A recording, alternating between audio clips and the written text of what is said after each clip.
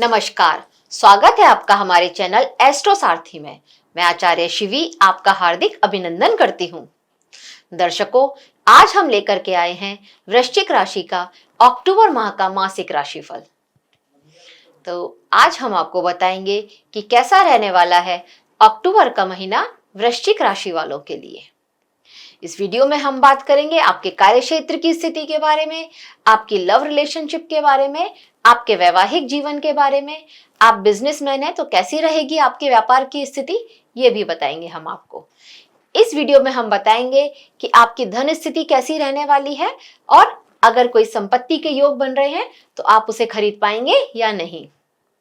Video के अंत में हम आपको यह भी बताएंगे कि वो कौन से उपाय करें जिसको करके आप इस मंथ को अपने लिए और लाभदायक बना सकते हैं और बेहतर बना सकते हैं। तो वीडियो के अंत तक हमारे साथ बने रहिएगा। सबसे पहले बात करते हैं इस माह में होने वाले गोचर की।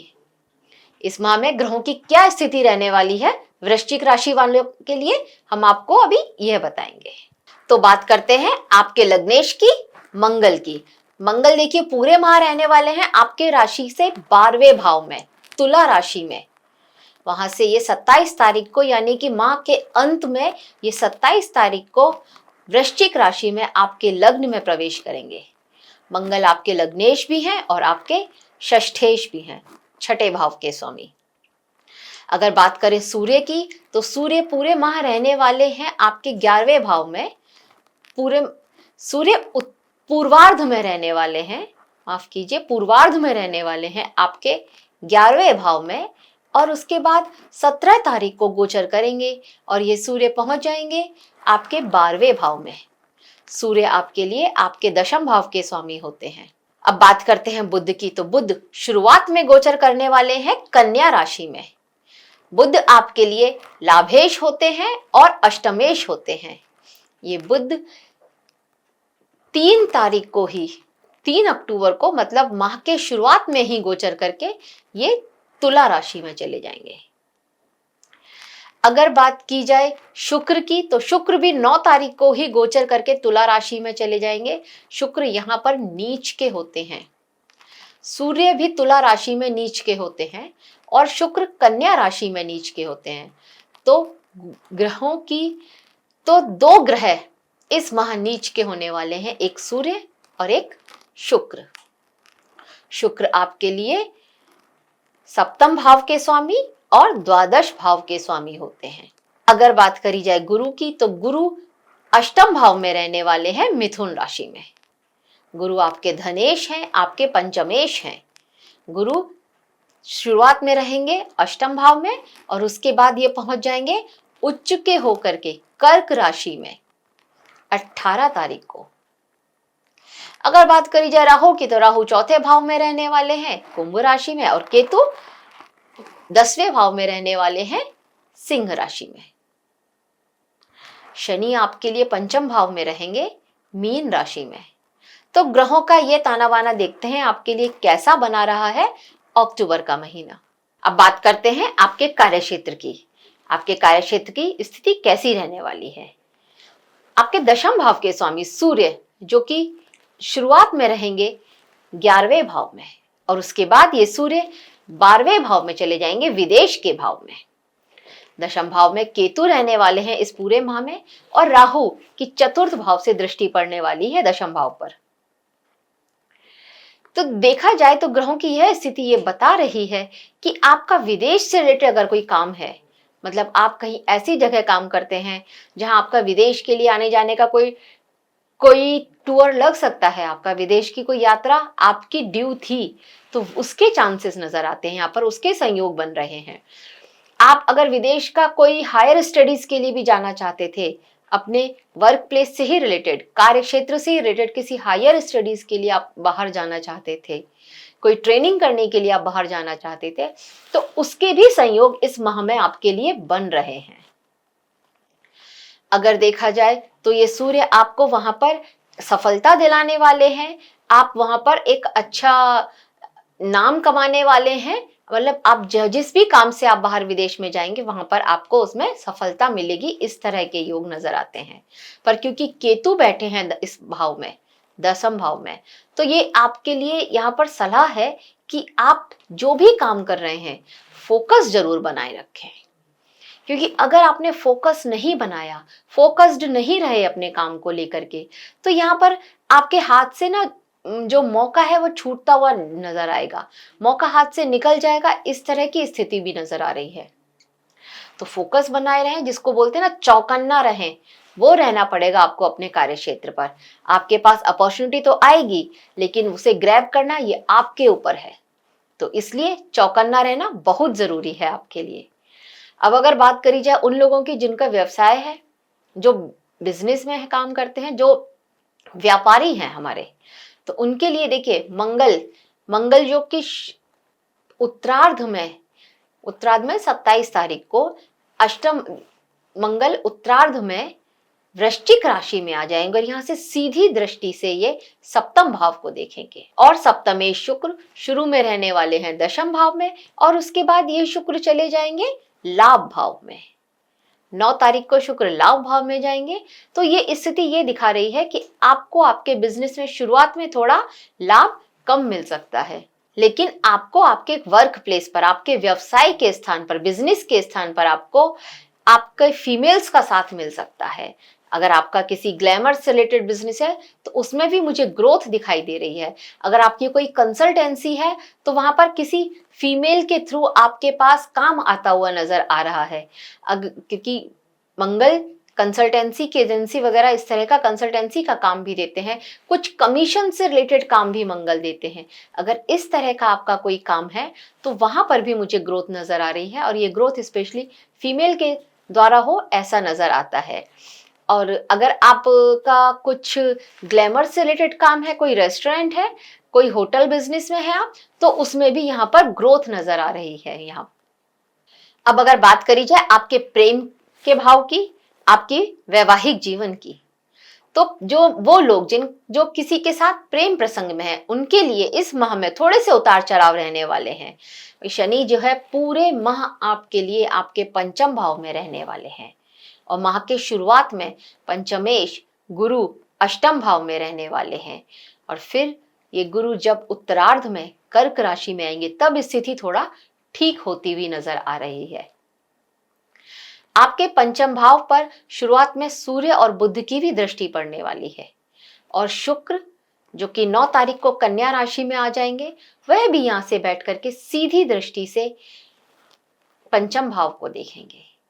तो ग्रहों की यह स्थिति कुछ इस तरह का आपके लिए प्रेडिक्शन लेकर के आ रही है कि आप अपने प्रेम संबंधों में थोड़ा सा गंभीरता को अपनाएं। आपका जो पार्टनर है वो थोड़ा सीरियस हो सकता है आपके और उनके बीच के रिलेशनशिप को लेकर के। आपसे वो पूछ सकता है कि हमारा फ्यूचर क्या है, या इस तरह की कुछ बातें आप लोगों की आपस में डिस्कस हो सकती हैं। तो अगर आप अपने प्रेम संबंध को वैवाहिक जीवन की तरफ ले जाना चाहते हैं तो उसके लिए ये समय सही समय रहेगा।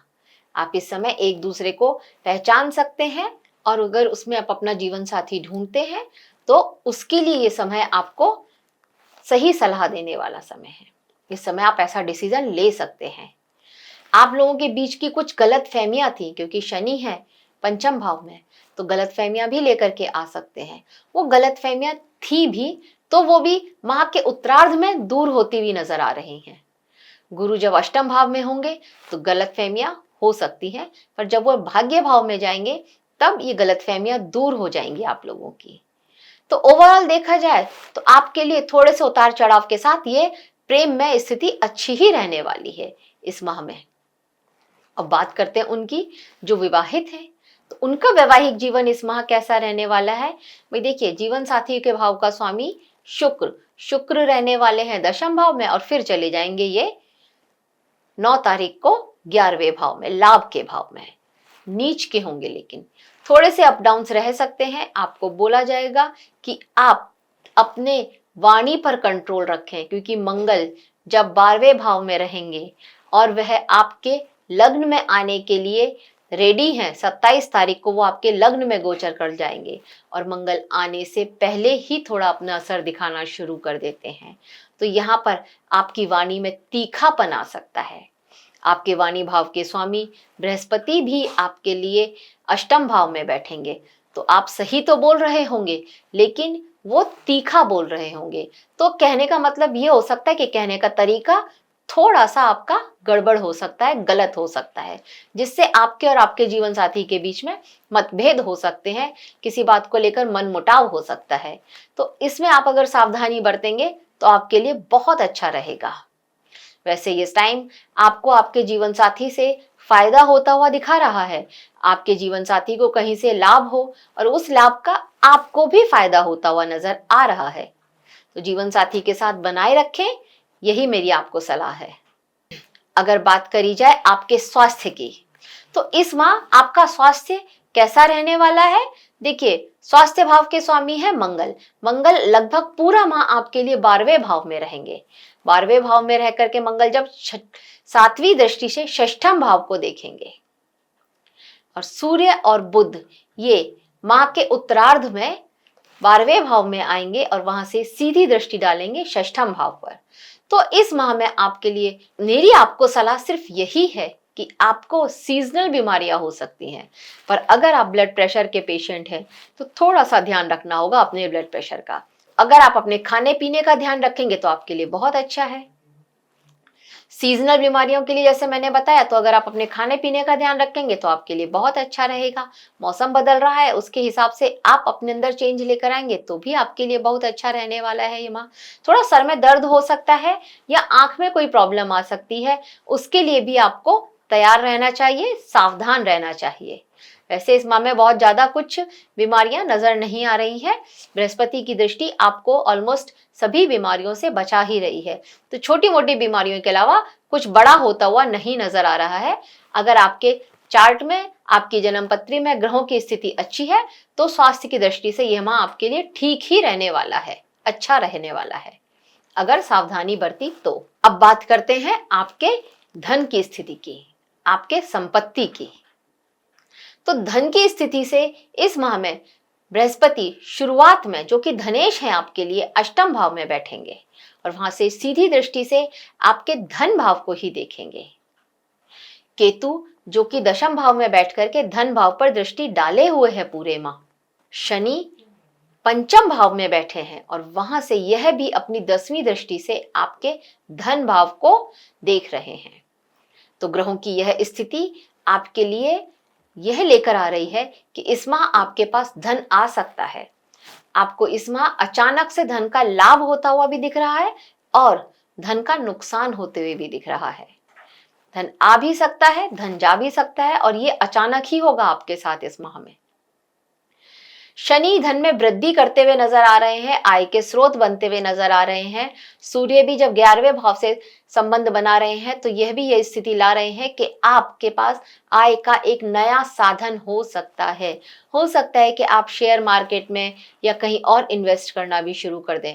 आपके लिए लाभकारी रहेगा इस समय शेयर मार्केट में इन्वेस्ट करना, पर ये आप अपनी जन्म पत्री के हिसाब से देखें और आप किसी विशेषज्ञ, मतलब जानकार जो इसका फील्ड का नॉलेज रखता हो, उससे सलाह लें तो आपके लिए बहुत अच्छा है। जब आपको शेयर मार्केट में इन्वेस्ट करना है तो केवल अपनी समझ से ही नहीं, किसी जानकार की सलाह लेना बहुत जरूरी हो जाएगा आपके लिए। आय के मल्टीपल स्रोत दिख रहे हैं इस माह में। आप मंगल जब आपके लिए 12वें भाव में बैठे हैं तो खर्चों में वृद्धि कर रहे हैं। कुछ खर्चा आपके स्वास्थ्य पर हो सकता है। जैसा कि मैंने बताया कि अगर आपने स्वास्थ्य का ध्यान नहीं रखा, सावधानी नहीं रखी, तो खर्चा हो जाएगा। नहीं तो सीजनल बीमारियां और इन सब से आपको हॉस्पिटल के चक्कर लगाने पड़ सकते हैं। ब्लड प्रेशर का ध्यान नहीं रखना, ब्लड प्रेशर का ध्यान नहीं रखा तो भी आपके लिए हॉस्पिटल के चक्कर लग सकते हैं। तो इसीलिए अगर आपने स्वास्थ्य का ध्यान रखा तो यहाँ पर आप बच जाएंगे। वैसे मंगल जब 12वें भाव में है तो मैं आपको एक सलाह अवश्य दूंगी कि इस माह में अगर आप अपना एक ब्लड टेस्ट करा लें, वो आपके लिए बहुत अच्छा रहेगा। इस माह राहु आपके लिए चतुर्थ भाव में बैठे हैं। चतुर्थ भाव में राहु बैठे हैं और बृहस्पति अष्टम भाव से चतुर्थ भाव को देख रहे हैं। चतुर्थे शनि भी पंचम भाव में बैठे हैं। तो इस माह में आपको सलाह ये दी जाएगी, अगर आप संपत्ति से रिलेटेड कुछ सोच रहे हैं तो आप थोड़ा सा रीचेक कर लें, 1 से 2 बार वहां पर चेक कर लें कि संपत्ति के पेपर्स अगर आप कोई साइन करने वाले हैं तो वहां पर भी आप 2-3 बार चेक जरूर कर लें। वैसे आपको इनहेरिटेंस मिलती हुई भी नजर आ रही है, कुछ रुकावटों के साथ में। पेपर्स अगर चेक नहीं किया आपने, अगर कोई लैंड या कोई भी डील कर रहे हैं आप प्रॉपर्टी से रिलेटेड, तो वहां आपके साथ धोखा हो सकता है। इसलिए एक बार जरूर चेक करिएगा पेपर्स, क्रॉस चेक कीजिएगा, फिर साइन कीजिएगा। तो वृश्चिक राशि के दर्शकों, आपको वो कौन से उपाय हैं जिनको करके आप इस माह को अपने लिए और बेहतर बना सकते हैं? तो इस माह आपको हनुमान जी की पूजा करनी चाहिए। हनुमान जी को चोला चढ़ाएं, हनुमान चालीसा पढ़ें, आप हनुमान जी को लाल फूल चढ़ाएं, तो आपके लिए बहुत अच्छा रहेगा इस माह। आपके लग्नेश भी मंगल हैं, आपकी राशि के स्वामी मंगल हैं, इसलिए आप अगर हनुमान जी की सेवा करेंगे तो आपके लिए बहुत अच्छा रहेगा ये माह। अपने छोटे भाई बहनों के साथ अच्छा संबंध रखें इस माह में। शनिवार को काले तिल का या तेल का दान करना भी आपके लिए बहुत अच्छा रहेगा। आप पीपल के पेड़ के नीचे सरसों के तेल का दिया जला सकते हैं सूर्योदय से पहले या सूर्यास्त के बाद में।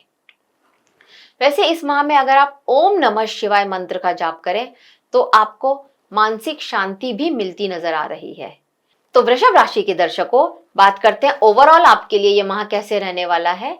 तो ओवरऑल ये माह आपके लिए मीडियम ही रहने वाला है। आर्थिक लाभ दिख रहा है, पर खर्चे भी बढ़ते हुए नजर आ रहे हैं। घर परिवार में, प्रेम संबंधों में आपको थोड़ा पेशेंस रखना पड़ेगा। मंगल आपका एग्रेसिव बना रहे हैं मंगल आपको। इस माह में आपके करियर में थोड़ा सा अप डाउन होता दिख रहा है, मतलब अगर आप करियर चेंज करना चाहते हैं, जॉब चेंज करना चाहते हैं, तो उसके संयोग बन रहे हैं आपके लिए।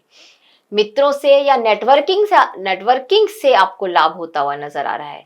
आपके दोस्तों से, आपके सोशल सर्कल से आपको लाभ मिलता हुआ नजर आ रहा है इस माह में। आय के नए स्रोत भी बन रहे हैं आपके लिए इस माह में, और आपके कॉन्टैक्ट बढ़ने वाले हैं। मतलब आपके कुछ नए दोस्त बनने वाले हैं जो आपके लिए लाभकारी हो सकते हैं, जिनसे दोस्ती करना आपको अच्छा भी लगेगा और आपके लिए लाभकारी भी रहेंगे।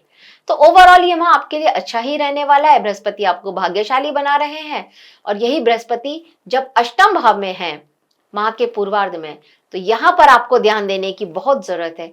अचानक से आपका कोई सीक्रेट बाहर निकल आए, कोई पुराना सीक्रेट जो आपने, कोई राज एक कोई छुपा रखा था, कोई ऐसा चीज थी जो आपके पास्ट में थी, वो बाहर निकल करके आए, कोई राज आपका उजागर हो जाए, इस बात के चांसेस बना रहे हैं।